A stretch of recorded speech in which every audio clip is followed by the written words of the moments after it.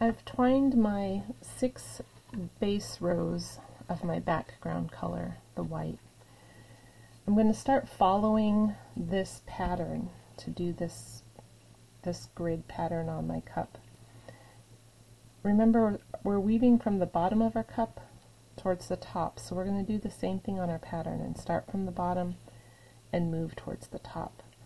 On the bottom of my pattern it says 6 white rows, which I've done before I start my color pattern. Start my color pattern, I'm going to take my 2 different colors and just tie a simple knot. I'm also going to take my ends here and put them both into the cup where the seam of my cup is at. I know that's where I'm going to be able to start my counting. So right here on the seam, I'm going to put my color in with the black on the left hand side and the white on the right. Remember, whatever color you have on the left will be the color of your stitch. We start off a little bit tricky here right away because my first stitch is black.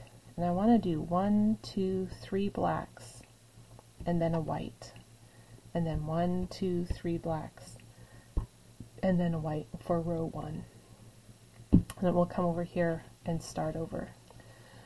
To get the same color in front, I'm going to almost wrap this white around the black so that the white goes in and comes out on the other side.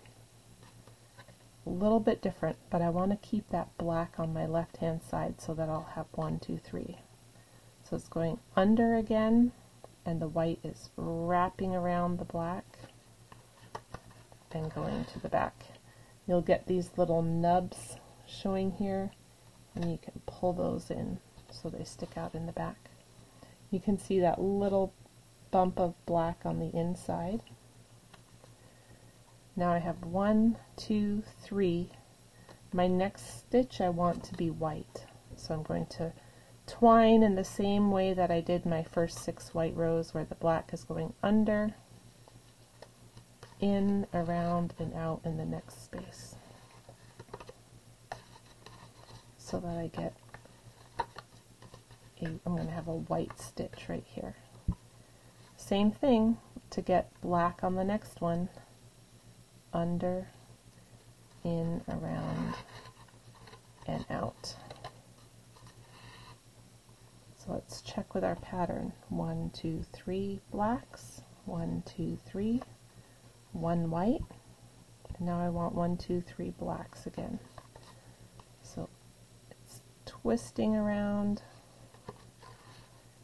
and coming to the back. Still going under the one on the right, but it's twisting around it and coming to the back. One more time. We don't have to twist for our next one because I have 1, 2, 3 blacks and now a white. Okay, so I've completed row 1. I'm going to do that again. It's the exact same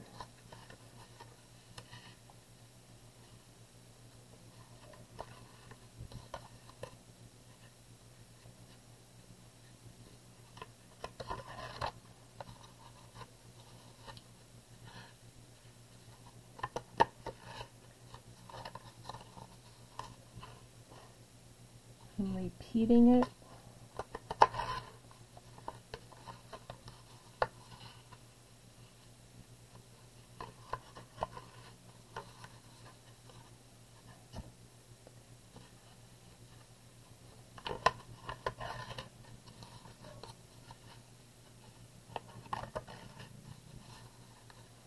And back to my seam. I can check my pattern. I had 2 rows that were the same.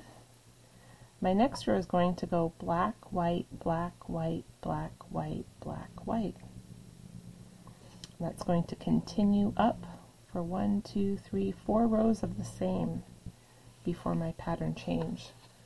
So this part's really easy because we just go under, in, around, and out.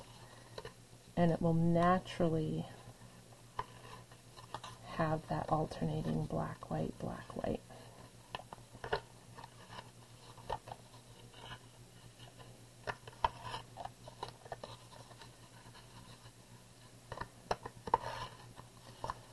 Okay, continue following your pattern all the way up.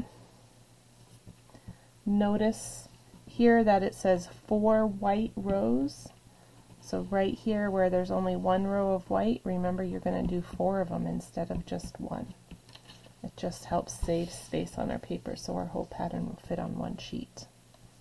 Alright, I'll see you when we finish the top of our gridded pattern.